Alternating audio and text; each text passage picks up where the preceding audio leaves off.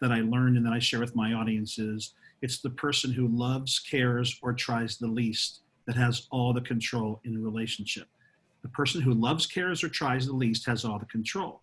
It makes the other person work twice as hard to keep the relationship going and to keep the other person interested. When I usually share that with clients or audiences, they look at me like a deer in the headlights and they can't believe it, but I'll stop right there.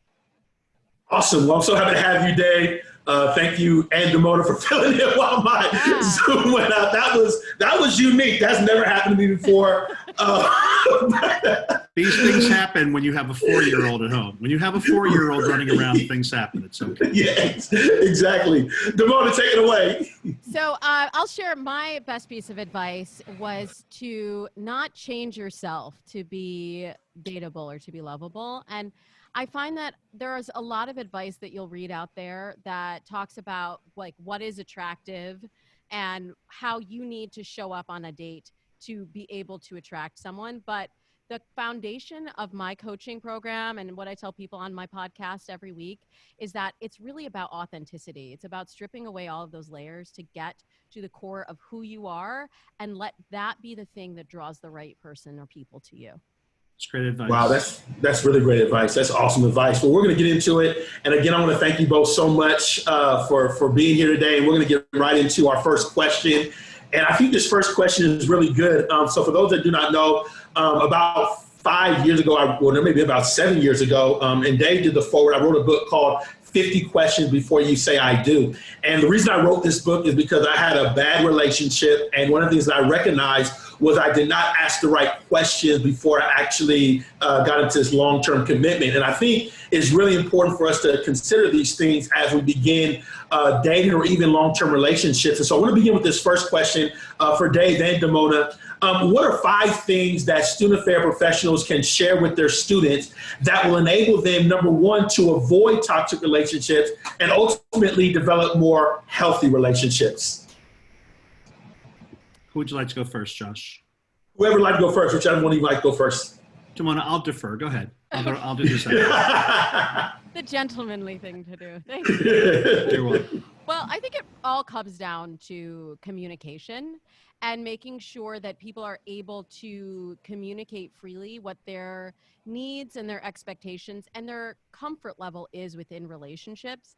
And when we're talking about for student leaders, also creating an environment where it's safe for people that are in some of these toxic relationships. And that really runs the gamut. It could be anything from someone who is emotionally abusive. It could be someone that's just not a good match for you, that doesn't bring out your best part of yourself, or it could be on the other spectrum of physical abuse. But it's really important that people have the tools not only to open up communication within their own relationship, but also to speak to people outside of the relationship if they feel that things are headed in an unhealthy direction.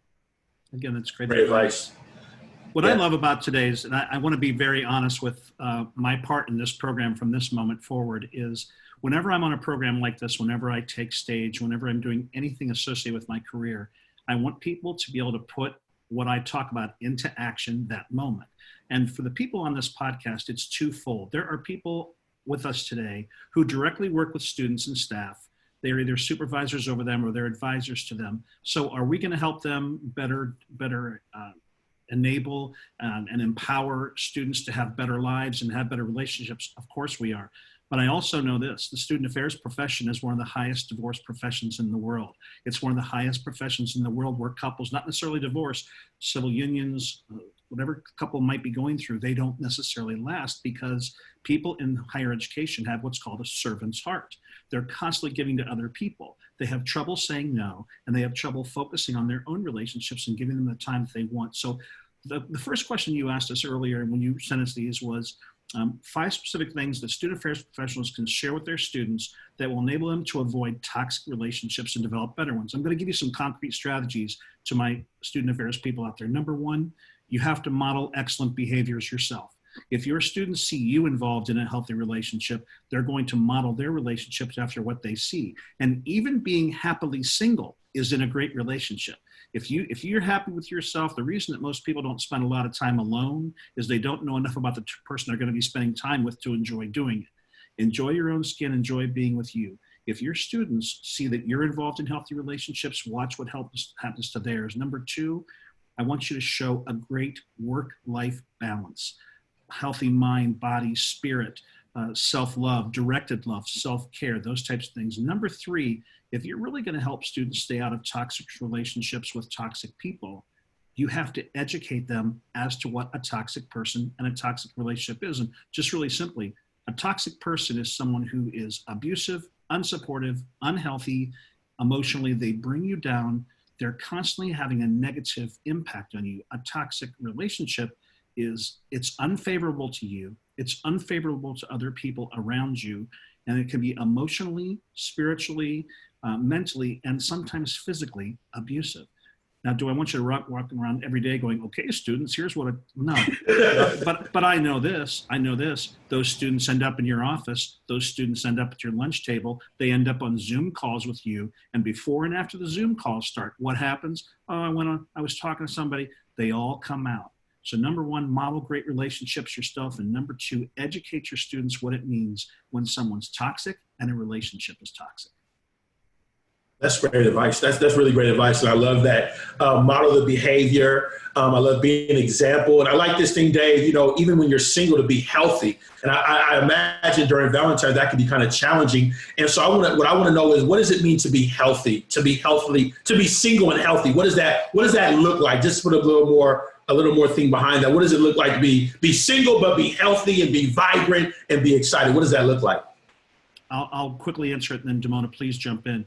I believe you have a wonderful, healthy routine. You're getting enough sleep. You're eating well. You're happy. You're getting the exercise you need. You're getting the sunlight that you need. The time that you are focused on your job, your work, your career, you're doing that. When you do have some time to be alone and to enjoy those types of times, you actually do it. You're not necessarily on your phone the whole time. You're not on the computer the whole time. And another part, what's happening with COVID, it's happening to probably all of us, is we're getting screen fatigue. Why? Because our schedules have changed so much that we can be on these calls all the time. Joshua, God bless you. If I turn on my computer, you're on a live something. One day you're a Baptist preacher, the next day you're a leadership expert, and today you're a relationship expert. At some point in time, I hope you're taking some time for you, which I hope that you do, and I know that you do, and that beautiful family of yours. So what's it mean to be happy and healthy and single? You really enjoy your own company. If the chance comes up that you'll meet someone, you're ready for it. And if it doesn't, you're still pretty happy with who you are and the way you're living your days. I love that. What about you, Damona? How would you? Ooh, well, a lot of times people come to me with this feeling of shame around being single. And so the first thing that I want to do is just to reframe that, because I think society has given us a lot of misinformation that if you are not coupled, your life is not somehow complete. And first, we just need to reframe that. The second thing, I agree with everything that David said. And I actually went through this process right before I met my husband. I was doing a lot of deep self-study and personal development work. And I was working with a coach who said to me that she's like, I think you're terrified of being alone. Not just like terrified of not being in a relationship, just literally terrified of being by myself. Like I used to go out to lunch, and if I saw somebody, if I'm out with a friend and I see somebody sitting by themselves, I was like, how could they do that? That looks so vulnerable and so sad. And what she actually encouraged me to do was to go out and find what made me happy by myself. And it was so hard for me to do. And she said, every time that you plan an outing for yourself, whether it's going out to lunch or going to a museum or just doing something that makes you happy without the input of someone else, anytime you break those plans, because that's always the first thing to fall off our schedule, as David was saying, that's when you're super busy, that's always the thing to get crunched out. But she said, I want you to look at this little picture of yourself as a little girl. And I want you to tell her you didn't have time for her. And that just socked me in the gut, and it really got me to get over that fear. And the only way to really face your fear is by moving through it. So I started showing up for myself and seeing all these things that I loved without the input of a friend or a partner. And it was really doing that that got me to a place where I was looking for a partner, not to complete my life, but to enhance my life, because I was already whole. It's I so love funny you what say that. yeah. One of the things I say to my clients and my audiences every single day is they'll ask me, David, where am I going to find the person to complete me? The last thing I want is for one of my clients or one of my audience members to find someone to complete them. I want someone to complement them. Yes. I want them to be a fully functioning, wonderful, healthy individual. Find another one whose lives complement each other. We're going to talk about biggest mistakes, but one of the biggest mistakes people make, there's this wonderful independent person. They find someone else. They believe they've fallen in love, and they absolutely lose their sense of independence, and they become a smothering one.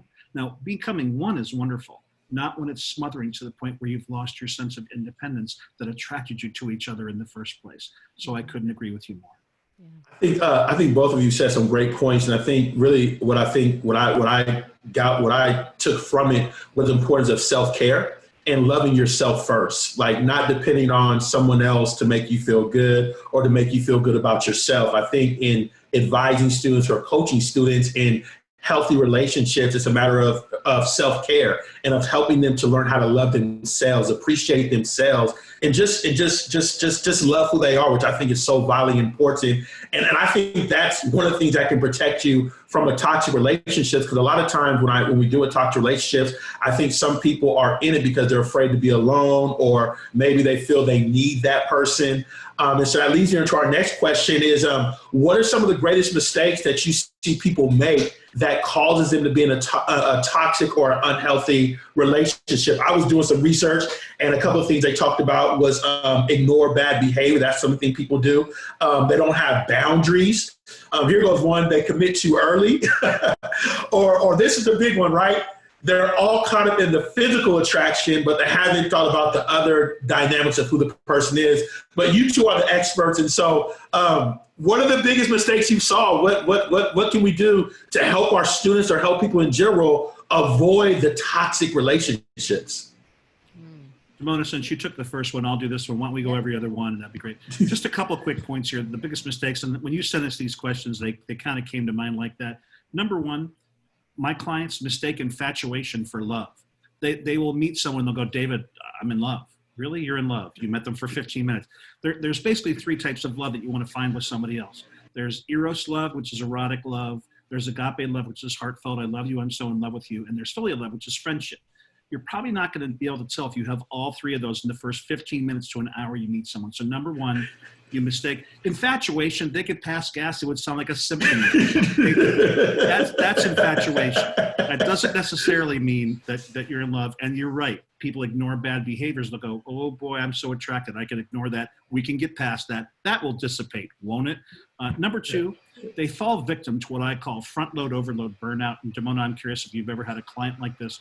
You know, people meet each other, and especially now, in every way that we have to stay in communication with each other, they're constantly texting, they're constantly calling. And all this, every time they're waiting for that next text, they're waiting for the next call. Then they do that so much in the first couple of days that about 5 days later, they get a text, they look at it, they go, ugh, and they throw their phone. Why? Because front load, overload, burnout. No natural couple can keep up that level for that long a period of time. They front load it, they overload it, and they quickly burn out. They get too physical too quickly, no question about that. And here's what I have found, and now, Damona, then I will give the floor over to you. I have found that people are either running towards something or running away from something. If they had a horrible relationship, Joshua, you said you had a horrible relationship. You wrote a book to help you figure out, and you're married to a wonderful person with a wonderful child now, but it took you to sit down and do that.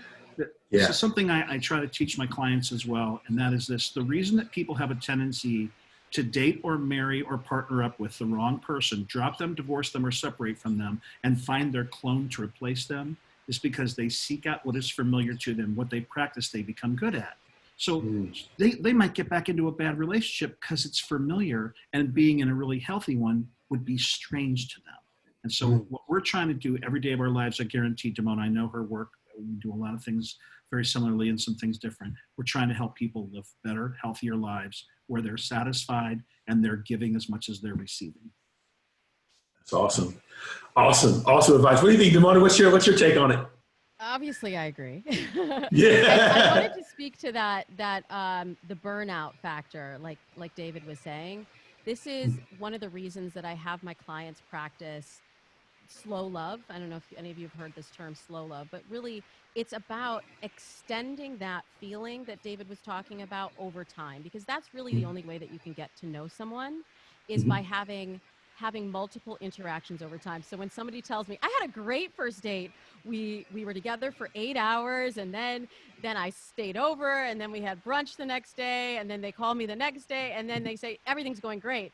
I actually have them pump the brakes, and I say everything is not going great because for the exact reasons that David said. It's too much too soon. And then a lot of times also you'll reveal things, you'll have this false sense of closeness and reveal things that you otherwise wouldn't reveal to someone who is essentially a stranger. And we then continue to chase that feeling.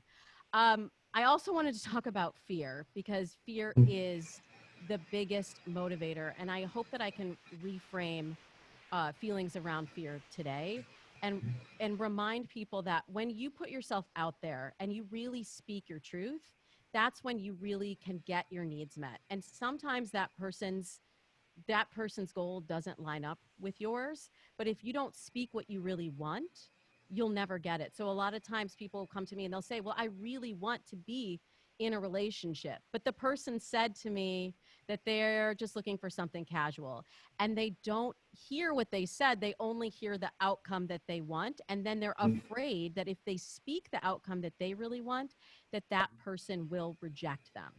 But it's not a rejection of you necessarily. It's a rejection that your goals were not in alignment. So I remind everyone today that rejection is your protection. And when you have spoken your truth, if you get someone that pushes you away, you have to say, I tell my clients to say thank you. Like, you don't have to say thank you to that person, but internally thank that person for showing them who they are, who they really are, and what they really want, so that they didn't have to continue to feel that toxicity of a relationship that doesn't match. I concur, and I applaud you. And Joshua, may I share? Those are just fabulous advice. May I share one more mistake that I believe people make? And I would like everyone on this call. I guarantee that 99.9% of the people on this call right now, they're on their computer probably. Their phone is right next to them. I want everybody on this call to pick up your phone right now. I want you to hold it in the hand that you would send a text, or you're on chat, or you're on Messenger, or whatever you're going to do. What's the biggest mistake I see people make, especially during COVID, because we're all using digital, is they are disagreeing, arguing, and fighting on text, on Messenger, on chat. And what happens? It becomes permanent. Do you look fat in that? Yes, you do. Look, no, you can't do that. What happens is we're starting to lose it with each other, and they'll send. What I'd like people to do, I want you to hold your phone. I want you to hold that thumb up that you're actually going to hit send with, and I want you to hover. And why do I want you to hover? Because I want you to take 7 seconds of sanity and decide whether or not you want to put your thumb down on that screen and send that, or post it, or text it, or chat it, because it's never coming back, and that person will read it over and over and over again. If you want them to read it over and over again, if you're okay with what it says, hit it. If not, be thankful that you typed it out, erase it, and put your phone down. That's great. I want to move into this next question, and this was not pre-planned, so this is a free flowing. But I think it's really important, because one of the things that I've realized when it comes to healthy relationships, and just through my experiences as I navigated relationships. Now, number one, I came from a single parent household, so my parents got divorced when I was 3 years old, and so there was never really an example in my household to teach me how to have what I would call a healthy relationship. And as I navigated, rarely in school, rarely in college, did people talk about how to build a healthy relationship. And I think nowadays more than ever, they always talk about communication and interpersonal relationships. But as it relates to healthy relationships, what do you believe is the number one thing that this generation needs their advisors, needs these professionals to really emphasize with their students in one way or another to ensure that they're creating healthy relationships. Because as many of you know, toxic relationships can be deadly. They can last with you for an eternity. And it can just be really tough. And I can understand that. So what is one thing we can do really to help? Because I look at this as Damona and Dave, you're helping someone, you're protecting someone from something that can be with them for the rest of their life. And truth be told, you know, people are scarred from bad relationships for the rest of their lives. And so this is, as Damona said, rejecting is protection. You're right. I'm glad you rejected me because you're protecting me from something that could get worse. But what is something we need to really stress to our students just to help them to avoid these toxic relationships? I really believe each of you are saving students from bad relationships as well.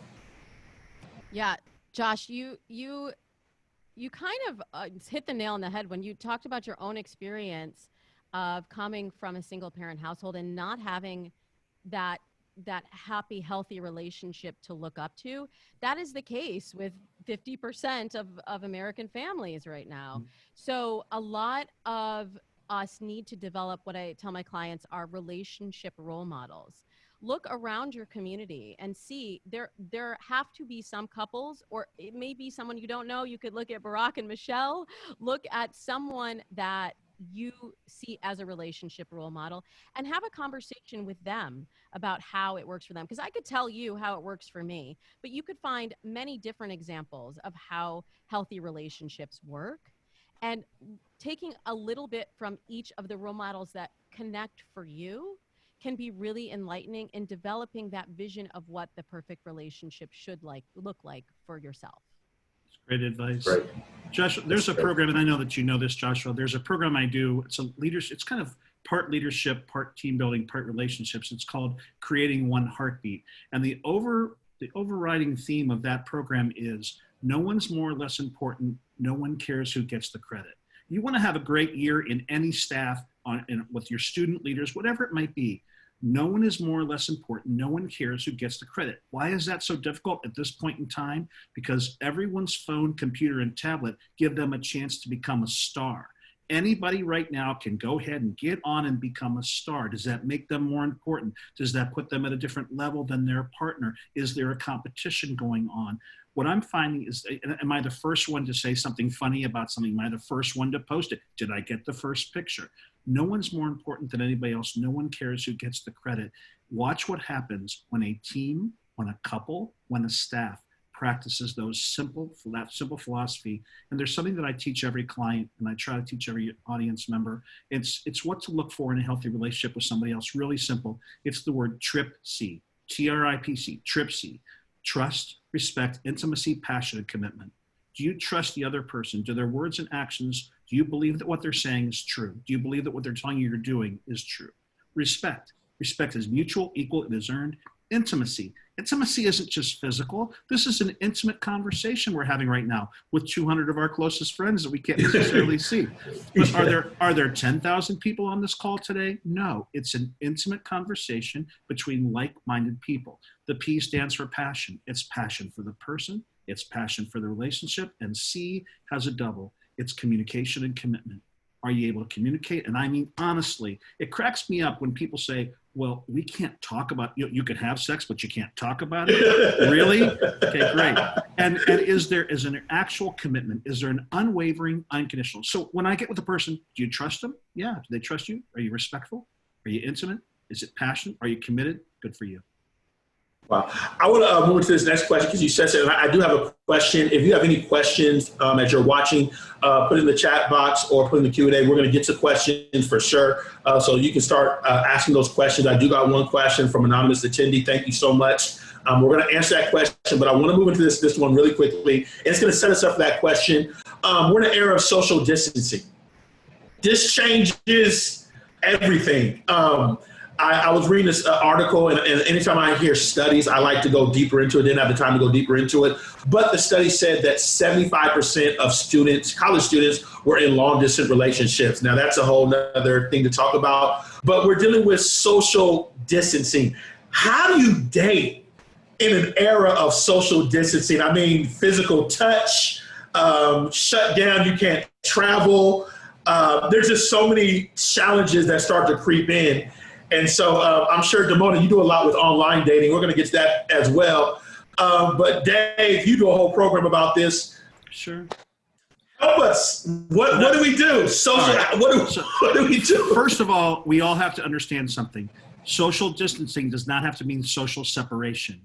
Just because we can't get to each other doesn't mean that we can't connect. Relationships are about connection. So the first thing I want, not only the staff people and the students on this call with us today, but those of you who can touch the lives of other students, get them to use every platform available to them, not rely upon just one, and be careful how much time they're spending on the screen. I don't want to see screen fatigue. Someone will say to me, David, this person, I met them, we've stayed up 3 nights in a row till 4 a.m. You can't believe the connection. And I'll say to them, good, I hope you enjoy it because you won't be talking to them next week. You're going to hit front load, overload, burnout. It's going to be over. So I want them to use different platforms, number one. Number two, there are so many. I used to be against long distance relationship. I wasn't a big fan of them.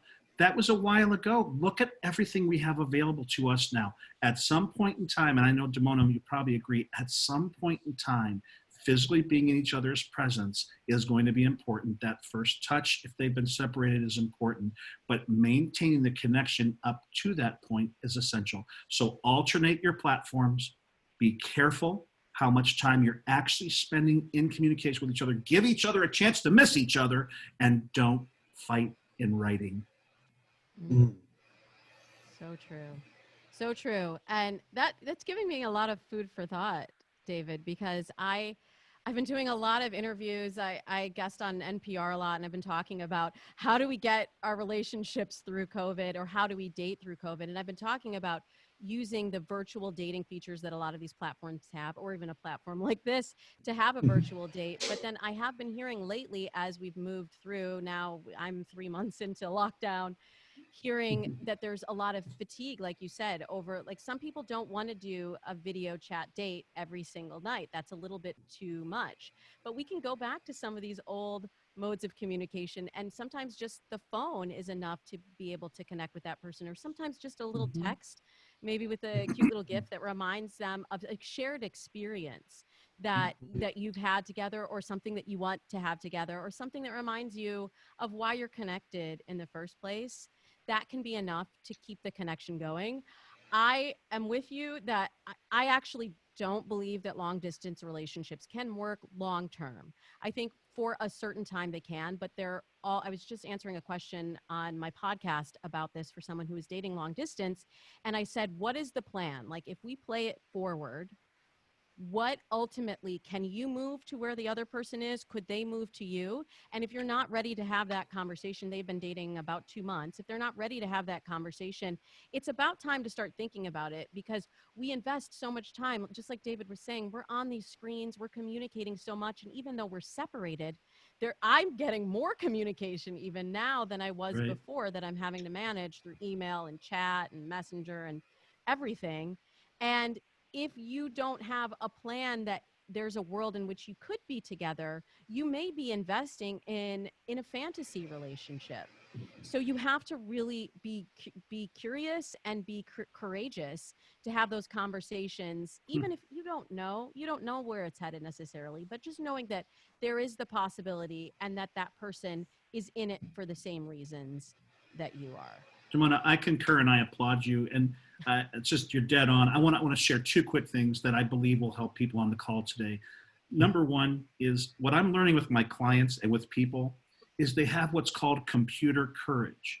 They will type text and say something over a Zoom that they would have never said to someone standing in front of them. They would have never walked across a room. Will they do it on a platform? Yes. Will they do it on a dating app? Yes. Will they do it on a dating site? Sure. Would they have done it in person? No. So to think that COVID has completely shut people down, we have figured out certain businesses that have blossomed because of COVID. There's a place near my home, there's a lawn and garden place that had its first $1 million month of its existence because nobody could do anything else but garden.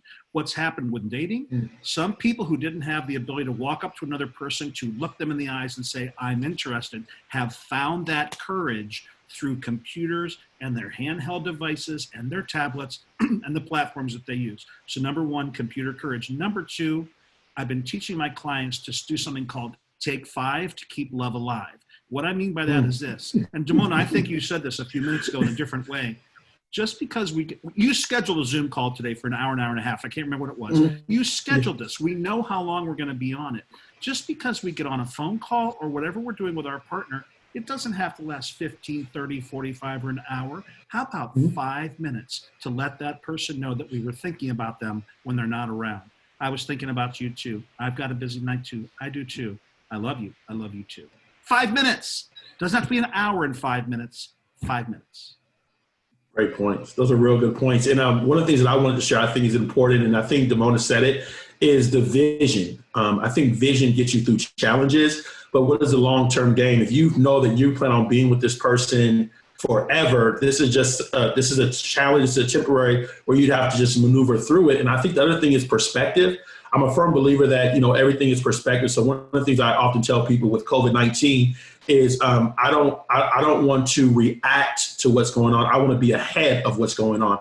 And what I mean by that is, how can I be ahead? How can I be forward thinking? How can I adjust and adapt to make sure that I can make the proper adjustments that are necessary? So if I know I'm going to be dealing with these challenges, social distancing and dating, okay, how can I use to my advantage? Maybe I can learn more. Maybe I can ask more questions. Maybe I can, just learn more about if it's not just about what I call the physical, but there's a compatibility as far as the emotional connection, as far as the spiritual connection, as far as the intellectual connection, and a variety of other things. So I think those are really, really great points. I want to get to these questions real quick. We do have two other questions, and I can't wait because I want to talk about those. But I'm going to ask you, so we got two. The first one is this. It's an anonymous question, and it reads, I wasn't able to catch the first part. Thank you, but you're here now. So good to have you. And this may have already been answered, but where would you go to find people to potentially build relationships like this at this stage? So where would you go to find someone to build a healthy relationship after being a student and moving into the professional world, especially when it differs so much from your friends or your colleagues? So just graduated. I'm a professional now. I'm trying to build a healthy relationship. Where do you find people at? Online, baby. That's my answer to all questions. But, I mean, I don't know if I shared this yet, but I met my husband online 17 years ago. Yeah, I did say that at the very top. And so I've been in the game for a long time, and I've seen the whole evolution from traditional dating sites to swipe apps, which really opened up the possibility. Like when people first started coming to me, it was like, I don't want to do online dating. That's where weird people that can't meet someone another way go. And I kept saying the whole time, I'm like, no, there are so many people there. It expands your dating possibilities. Mm-hmm. And so now once I thank Tinder, I also sometimes take issue with Tinder, but I thank Tinder for at least making it accessible and releasing a lot of the stigma around dating apps, because it's just frankly the best way to expand your dating pool. And if you've done the work at the beginning, like you were talking about, the visioning of where you want it to go and the relationship that you want, then what dating apps do is it allows you to find that person amongst anyone and outside of your traditional social circle. So that is always the most powerful tool in your dating toolbox. But I also have my clients look at what I call the connector circle. Who knows someone who might be the right kind of match for you? And that might not be your best friend, because if your best friend knew the person, they probably would have already introduced you. This may be going a level deeper. And as I was saying earlier, releasing some of the single shame to be able to say, I'm single, I'm looking for someone who's this, that, and the other thing, because I've done my mindset work. And I was thinking you might know someone like that. And then there's, of course, a lot of other ways to connect through other communities, online or off, that have shared interests with you. My student affairs professionals, this is directly to you. I'm gonna answer this more for the college market for you all. What do I think we should do for our students? They're doing their best to navigate COVID. I know that some of you still haven't made the decision. Are you coming back virtually? Are you coming back face-to-face? What is this fall going to look like? I know it's still a quagmire. I believe that the way for students to meet each other is to get involved. So I'm going to ask you to promote something, and that is this. I want students to get involved, and I want them involved in three things. It does not have to be 5 or 10. I want them involved in three things. Number one, something they already love.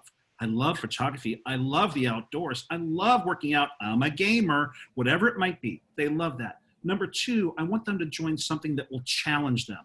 Oh gosh, I'm not a great speaker. Oh, I guess I'll try Toastmasters. There's a debate club, really? There's a communications club? All right, I'll try it. One thing they love, one thing that will challenge them. And number three, at least one intramural sport. Why? Will they end up dating one of the people on their team? No. Will they end up dating one of their friends who comes to coach or watch? Yes, they will.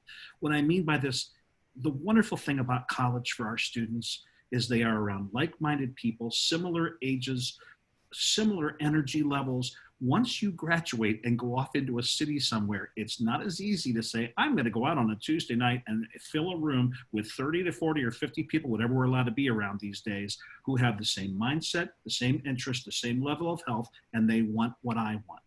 We should encourage our students to get involved. Why? When they are involved on campus, they're not off doing other things that could be more harmful, including being on their electronics too much. Awesome. I got another question. I was actually thinking about this, and so they're coming in. Keep asking questions. So this is a question. Do you have any specific advice for those in working with students in LGBTQ plus relationships? Specifically, navigating a healthy relationship looks like role models, problematic dating stereotypes in the community, lesbians with getting the unhaul right away, and hookup culture with gay men. Any of you have any advice on that community and healthy relationships? And I know, Dave, I know you talk about that a lot before your presentations, and you make it very clear. You're talking about healthy relationships is for, whatever type of relationships you have. So you or Damone, whoever wants to take that away, please feel free to respond. Go ahead, David. I'd love to know about your program. Yeah. I have several clients right now, besides speaking on college campuses and corporations, wherever I have to be speaking, I also do coach people one-on-one, and I currently have one transgender client, and I have a couple clients who are dating same sex, those types of things. And I found something really interesting, and that is this. We have to develop something called human Teflon. Why? Because I believe that some people out there speak a great game, they will text a great game, etc., but they don't necessarily practice it in life. We've got to be really happy who we are and whom we're with. And so the couple that I'm working with right now, they'll go out there. They're in a spot now that has opened up. They can go do some things together. They can go to parks. Restaurants have opened up. They can go out, and they will notice that people are absolutely noticing them. And it's really interesting. Certain places in the country, you can see a same-sex couple go by, no one will pay notice. You watch an interracial couple go by, people pay notice. Another part of the country, an interracial couple go by, they'll notice. A same-sex couple will go by, and people won't even notice. It's kind of done by what area of the country people are in. Number one, they've got to feel really good about who they are. If they're in love with themselves and they are in love as a couple, that love is going to carry them through. Number two, they have to have human Teflon. Is everyone going to approve of their relationship? No. Should that matter to them? No. But they have to keep themselves also safe. And that's my biggest concern about the country right now is, do I want people living their full lives? Yes. Do I want them to stay highly alert and look around them and keep themselves safe? I do. And it's probably the number one piece of advice I'm giving my clients right now is be safe. That's great. Anything you want to share about that, Damone? Yes. Well, there's so much that David brought up that I think could take us in a lot of different directions. But you touched on the interracial relationships, and that's something that I work a lot with. I'm also writing an article for Washington Post on that right now about how to navigate that. But specifically for LGBTQ relationships, I actually just did a Dates and Mates podcast episode on this very topic this week. So I would recommend downloading that. But real quick, we'll put it in the chat. What is that? What is that, Damone? We'll put it in the chat. It's the Dates and Mates podcast. You can also listen at datesandmates.com or at any podcast platform that you like to listen to. I just shared it. But thank you. But I think it's about being also honest about what you want, because we're still in this period of societal shift where sometimes LGBTQ relationships and sometimes even cisgender straight relationships might not fit into the norm. So whether it's interracial, whether it's LGBT, whether it's polyamory. I'm hearing a lot more from people that are choosing to be non-monogamous. And there are people that, like David said, are going to stare at you, are going to judge you. And those judgments may even come from your own families. But that's why this mindset piece is so crucial, in doing everything that David said about being comfortable in your own skin, but also being comfortable with your own choices. And that what feels right to you may not be the thing for all the other people or all the other media images that you see, and that has to be okay, and you have to be able to stand behind your choices. Of course, everything that David said about being aware and being safe, but still being comfortable with the choice that you've made for your life, and but also being okay with that choice sometimes might change, and that's okay too. I think a lot of times people want definitions. They want people to choose. Well, what are you? Are you lesbian? Yeah. Are you gay? Are you trans? Who are you? What are you? And I just look at all of this as fluid. And a lot of people have not caught up to this concept yet. But if that is the truth for you, then I think you should live in that space authentically and proudly. I love what you just said. What I have found, Damone, is that when people want clarification out of a couple, or when they are pounding a person for clarification, they don't have it for themselves. So if they can figure out what someone else is, they feel a little better about where they are. And I will sometimes ask, when I watch something happen, I have a moment with that person, I'll say, are you facing an obstacle in your life? Yes, I am. You were pushing that couple, you were pushing that person awfully hard to have them define what they are. Can you define where you are and what you are right now? No, I can't. Great question. I want to move into this next question. I got two more. I'm going to skip number 4, come back to before we get out of here, because I think number 4 is so powerful. But I do want to go here since we're here. And I want to talk about interracial relationships. For me personally, my parents were interracial, and now I'm married to a Colombian woman. So I'm very aware of interracial dating, know what it's all about. From my experiences, especially with my wife, the first thing I think is really important is cultural competence and being aware of the cultural differences. Number 2, I'm very big on appreciating and honoring those differences and embracing those differences, and then respecting what I call the cultural heritage. Those are just a few things that I've learned in my particular relationship and my experiences. But I want to ask, Damona, you're getting ready to do an article on that. So we'll start with you really quickly. Interracial relationships, how do you help students? How do you mentor students? How do you coach students? And what are some of the challenges that people are going to face that they need to be able to overcome to have a successful interracial relationship? Well, just first I want to address the article that I'm writing is about race preference in dating. And it's really examining how our racial bias may be hiding behind the guise of a dating preference. And a lot of times people aren't even really aware of that. So the first step in even beginning to discuss making interracial relationships work is to really get clear on um, what you think that means, and how you have behaved in accordance with your belief system in terms of connecting with people of other races. Now, I believe we're all the human race, but since we have Yeah, assigned these different meanings or identities right. to different heritages, I'll go on. It is about communication, and this is another thing that I see people shutting down. I also come from an interracial relationship, and like my whole family, my sister-in-law is Indian, my stepmother is Mexican, my mom is Black, my dad is Jewish. We got the whole we have Yeah, the whole world in our hands, okay? yeah, And yeah. so what it's done is given me an ability to really look at the world through race open eyes, but I know not everybody has that. And a lot of times I hear from people that they are afraid of interracial relationships because they don't want to have to explain their culture. They are comfortable with the familiarity. But it's that comfort level that really keeps us stuck in our old patterns and our own belief systems. So I really encourage you, if you are in an interracial relationship, to be open to sharing and not look at queries necessarily as criticisms of your culture.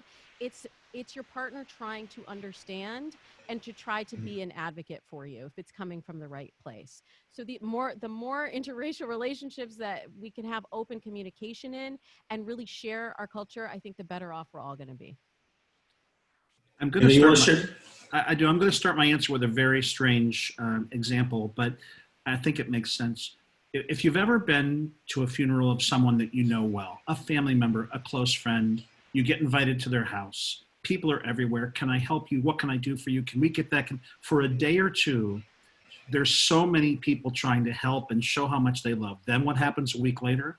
Everyone goes back to their lives. You are home, and that loss hits home. Why am I saying it this with this interracial situation? Because number one, there might be some confusion, there might be some excitement, there might be some judgments. Those types, they're going to happen. Then that will dissipate, and that couple is going to be left with who they are together.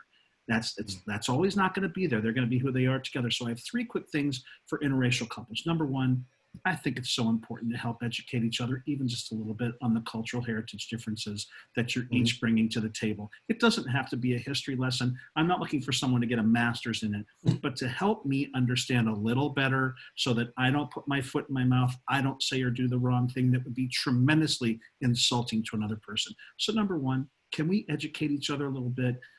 Number two, be honest with each other as to the impact you think will happen when close friends and family and maybe some selected others find out and observe and see what's going on. Will there be any impact? There could be none. Great.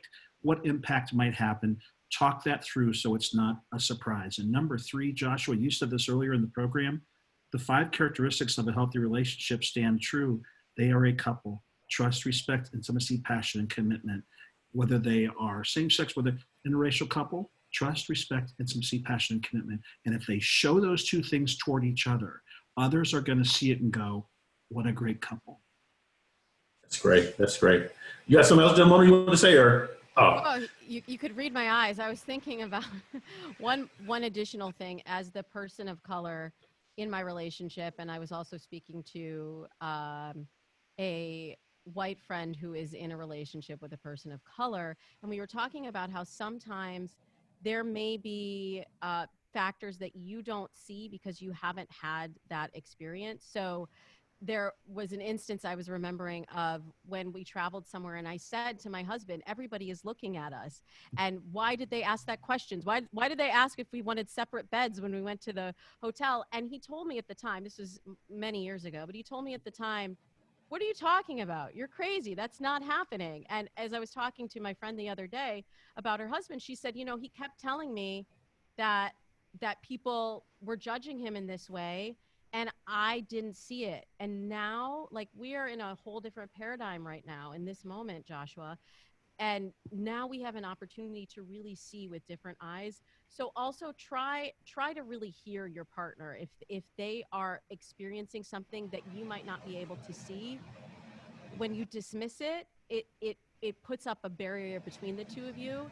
And as David was saying, when you are in a relationship, you two have to be a unified front, no matter what factors are coming in from the outside. It's the two of you against the world. And it's really important now that I have my husband on my side, so that in situations of like that, I'm not crazy, I'm supported. that's great. And I think I want to clarify. I think some of you both brought that I think is important. And I've been traveling a lot of campuses, and I've heard a lot of healthy relationships. But I think one of the things that should be talked about more is this whole interracial dating, interracial relationships. I think that's a great topic for campuses to consider, or maybe even incorporate into healthy relationships. And even incorporate to the whole discussion. I think it's so important and has such an impact. And the second thing I do want to say before I move on to the next phase is that I think it all goes back to just being mind strong and taking care of yourself and making sure yourself as well. Because I think regardless of your relationship, regardless of what the relationship is, there's going to be challenges, and people are going to have their opinions. People are going to have their objections. Some people are going to support you. But at the end of the day, encourage our students, let them know it's their choice. You're not marrying for your parents. You're not marrying for your friends. You're not getting a relationship. It's not about them. It's about you and what makes you happy. And so I think that's really critical, how we continue to say that over and over. We're going to get ready to get into our last question that I definitely want to get into, but I did want to share this. For those of you that may be watching, if you want to connect with Damona or Dave or myself on LinkedIn, or even bring us in as speakers, as you can tell, they're both incredible speakers. I think Dave has got 20 plus years where he's been spoken to so many 2 million plus audiences on college campuses, and Damona's speaking and she's a coach as well. So if you want to book them, that's their information, David Coleman and Damona Hoffman. Feel free to email me and I'll get the information to them, but I just want to put that out there. Encourage you to bring them to your campus. Again, I think this conversation is great that you're here. You're going to take it back, but I am a firm believer that when you bring experts such as these two to your campus or to your organization, it can make a huge difference as well. So I want to put that up there as well and just encourage you to definitely reach out to them. And moving to my last question that I want to get into is before we get out of here, and it's on online dating. Online dating, I was reading a study today through the Pew Research Center, and it said 30% of people, according to this article, are doing online dating.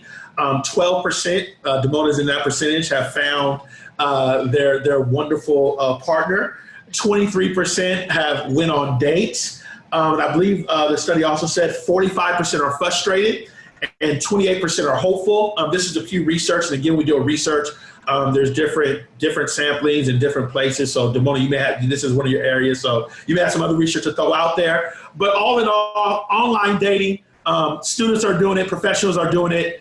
How are you effective at it, and how do you protect yourself from the challenges of online dating? Wow, this could be an whole hour right here, I believe. I know. I was like, like every episode of Dates and Mates I've ever done.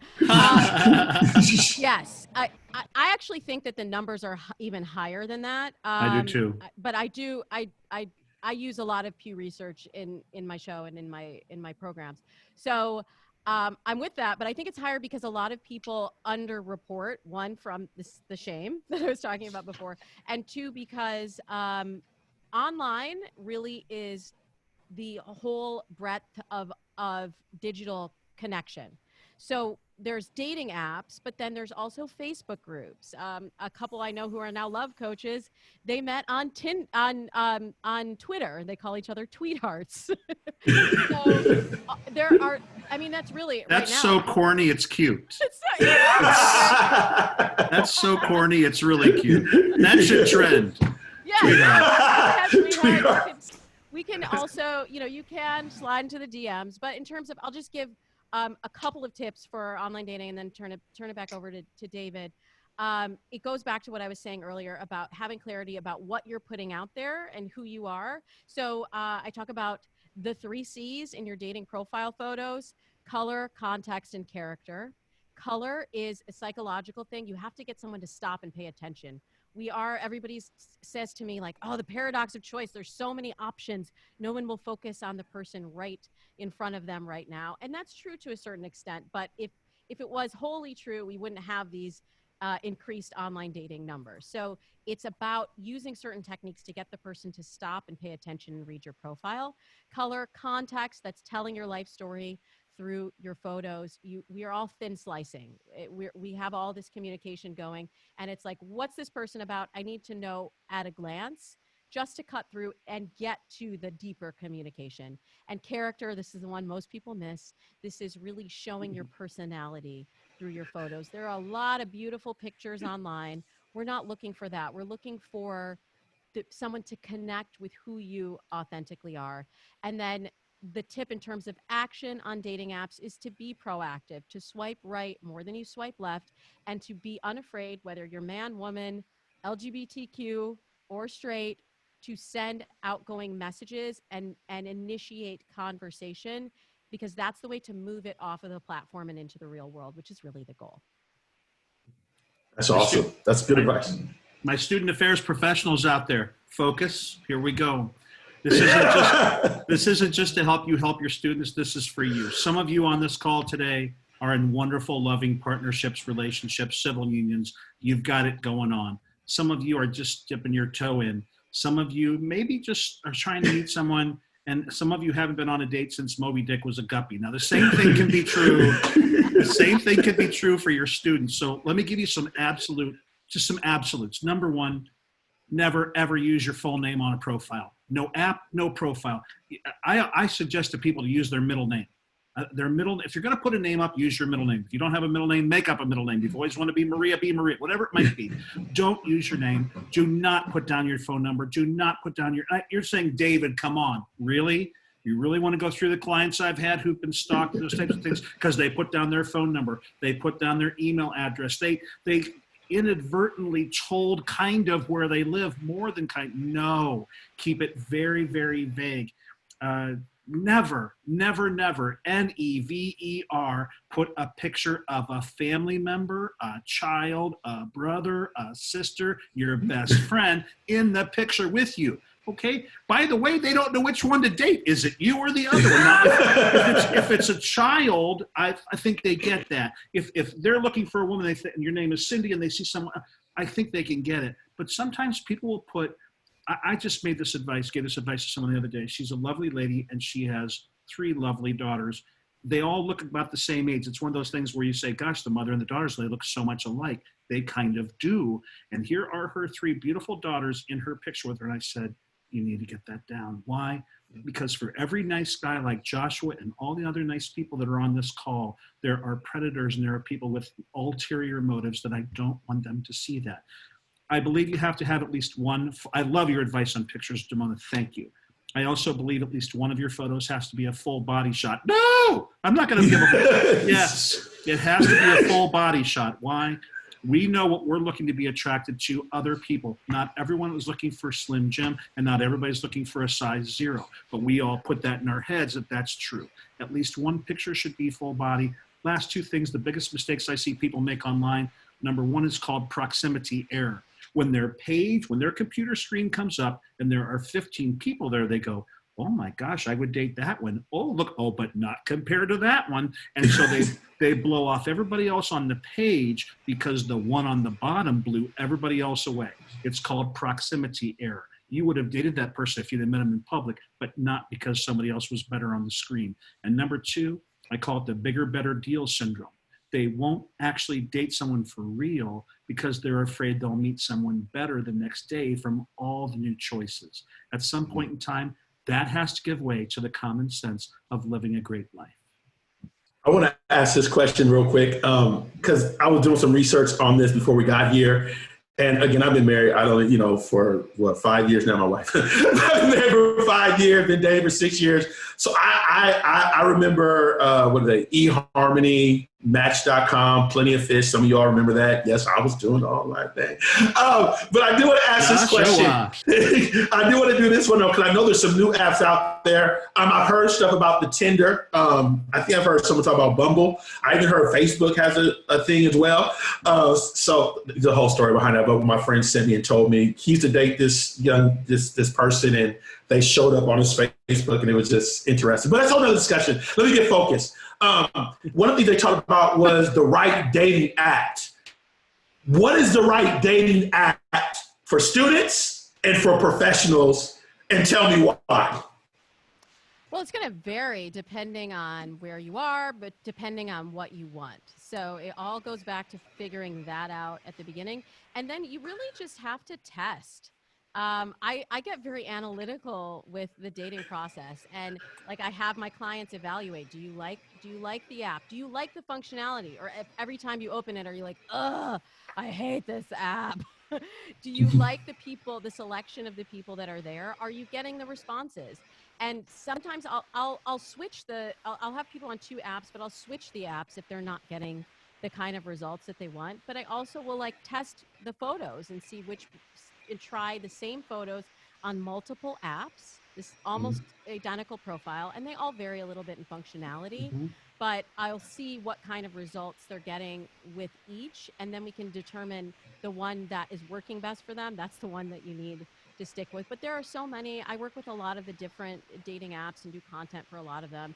But, beyond what you said, there's also Hinge, which is more based on commonalities and answering questions, and it's kind of along the lines of OkCupid in that way, but a little more of the kind of Tinder app-based functionality as well. And Bumble, on that one, women make the first move, so you have to have a mutual match, but then women send the outgoing message initially, which is the thing that I've been telling people for the last 15 years. So I'm glad that online dating has finally come around. You got to just do your research and find the match that's right for you on the app side. Awesome. Anything you want to say, Dave? You know the best one to use, Joshua? The one that works. The one that works. Let me say this. Damota's dead on. Let me repeat something she said that I think is brilliant, and I tell my clients every day.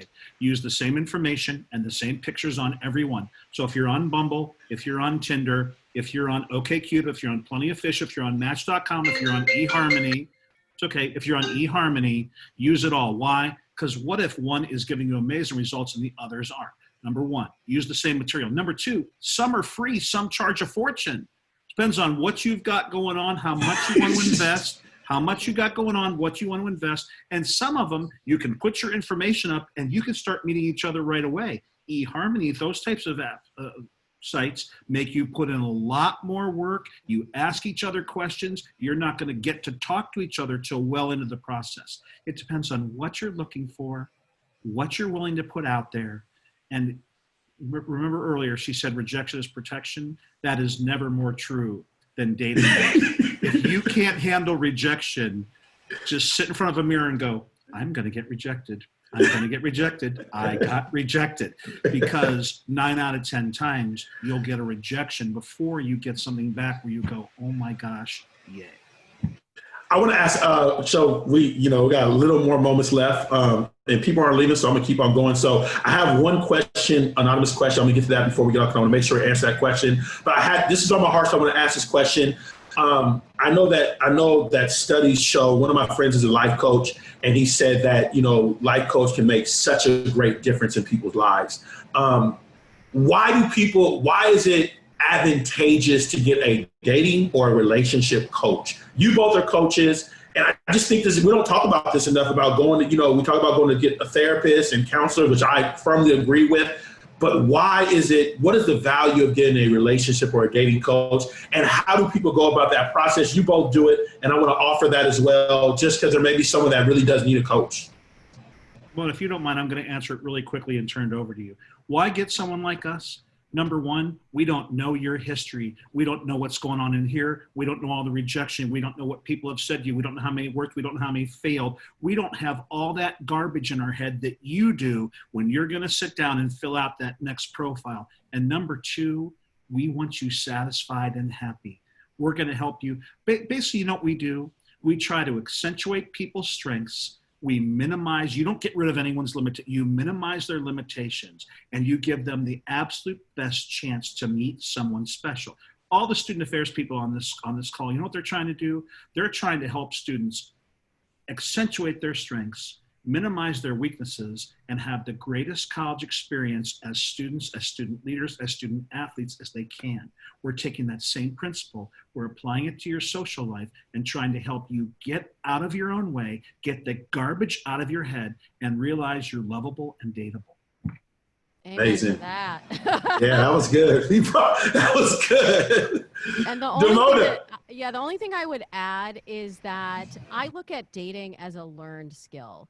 And we've been told that we should just know how to attract someone. And when you really look at the history of dating, it actually is a relatively new practice. It used to be more that people were marrying for financial gain, or just to continue their family livelihood, their family name. And so the dating decisions were not made by the individuals. So this idea of us going out and attracting our best match is really a pretty new concept. And so I look at it like it's a skill that you can learn. If you haven't been good at it yet, you haven't made that match yet, or you're not going out much yet, it's just because you haven't developed the skill set to be able to date effectively and to date the right kind of people. So that's what I do. I just demystify that process. And I've been doing this for 15 years. So it's the same process every time, but I tailor it to each person's individual needs. And I know it has to be a learned skill because I've taught people how to do it after coming to me, after not dating for sometimes a couple of months, sometimes many years. I've seen people be very successful with dating once they know what to do, once they learn the steps. Awesome. Awesome. I love that. And I often say, since I've been married, to have marriage mentors, people that could be mentors over your marriage. I have some in my life, and I'm telling you, I've been on the mountain cliff a couple of times, but they've helped us.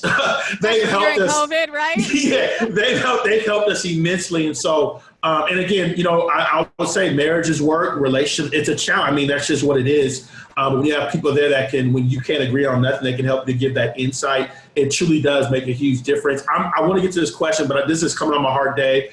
Joshua, you also have both of us on speed dial, which doesn't suck. Yeah, that's true. But I want to share this, and I don't know. I know I'm over time by about 11 minutes. But I want to say this, and I want to make sure. I think this is so critical, and I think this is for student affairs professionals as well. Bad breakups. And I don't know. I should have talked about this earlier, but it's just a reality. Breakups can be hard. People have been together for 7 years. I had, me and Dave have a mutual friend. Woke up one day, and the wife just said, "I don't want to be married no more." But there's just challenges that happen. How do you overcome that? Real quick, I know we don't have much time, but I know that student affairs professionals or professionals are going to be dealing with people that just had breakups. Man, it's not fun. But real quick, 3 to 5 things real quick that people can do to overcome and to give back to life as it is. Jamona, if you let me go really quickly, and then you can follow me up if you want. I cover this in my programs, and I'm going to help my student affairs professionals, not only for themselves, but I'm going to help your students. There are 4 times in the college year when breakups happen. All the breakups happen. The week after Thanksgiving break, it is called the turkey drop. I go to one school, you go to another school. Does it work? Is it? Okay, they go home for break. Nope, we're done. The second one, the week after Valentine's Day. Why? Because we are stupid as a society to use a Hallmark holiday as a barometer on our relationships. Right after spring break, fairly obvious reasons, and right before summer break. Why? Do you really want to be in a relationship all summer with a marginal relationship? No, they don't. I teach people to date their way through a breakup. Student affairs professionals help your students. What's it mean? It's DATE, distance.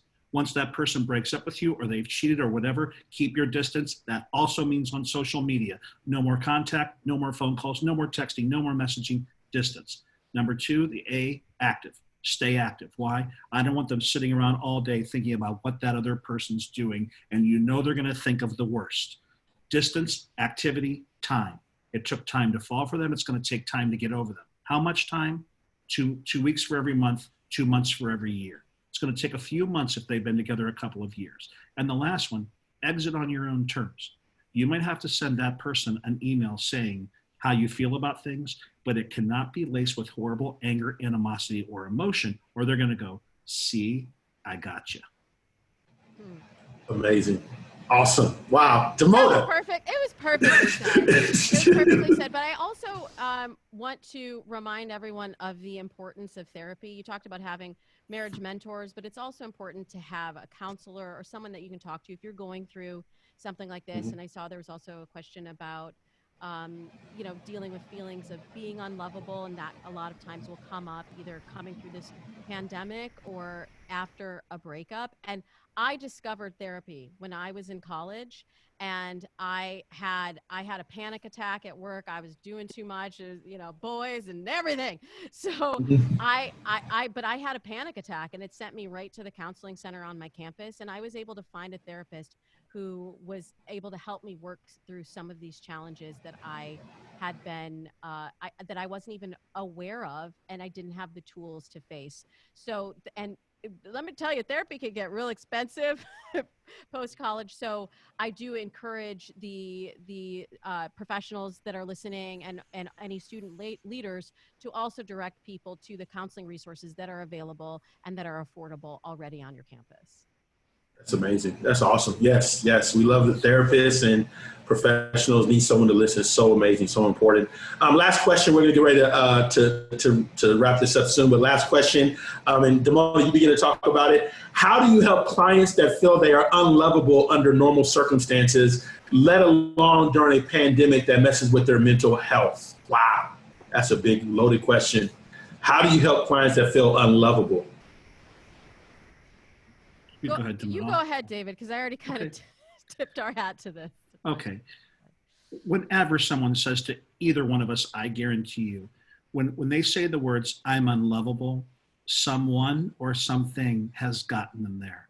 they've either had repeated relationship failure, someone has said or done some horrible, hateful things. We didn't talk about this. I was ready to talk about it. It could be a whole nother podcast, but there's characteristics of a toxic person. There's characteristics of a toxic relationship.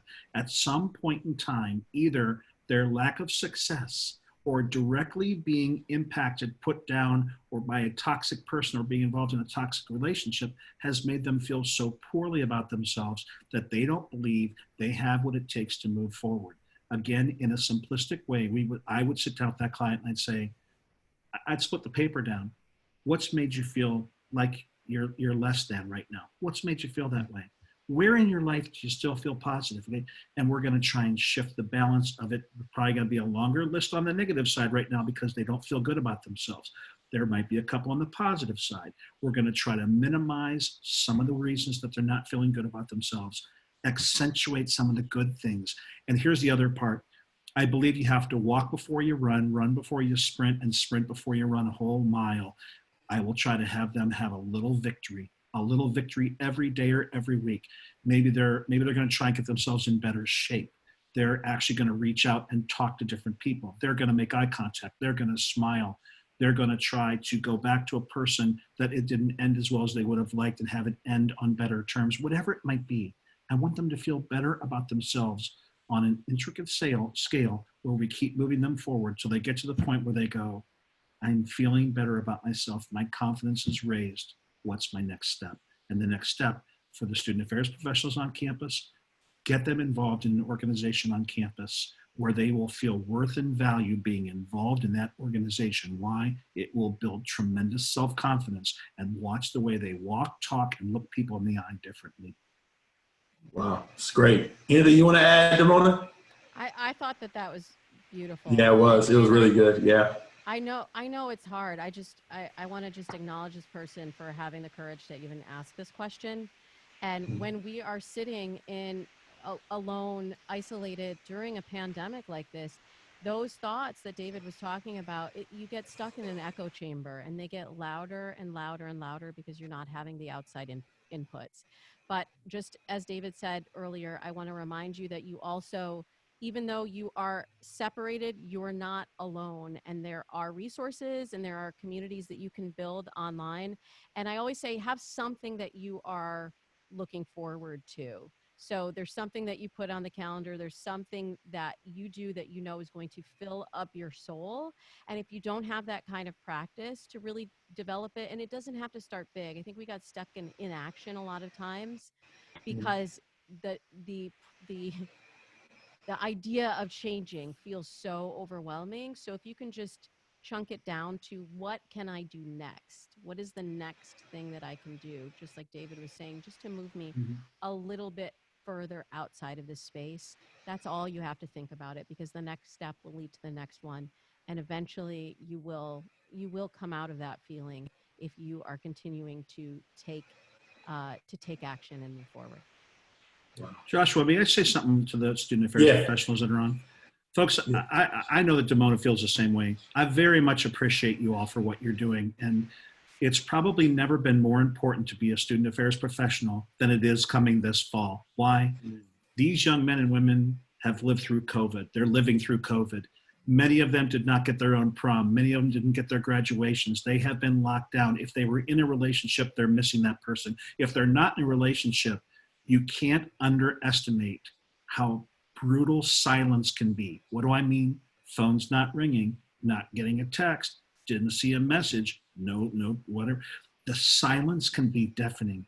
So when you get back to school, whether it's virtual this fall or whether it is on campus, I can tell you from my perspective, and I know I speak for Damona, we'd love to help you. We'd love to help you turn things around. And I'm going to say this because I've already said this to my agent.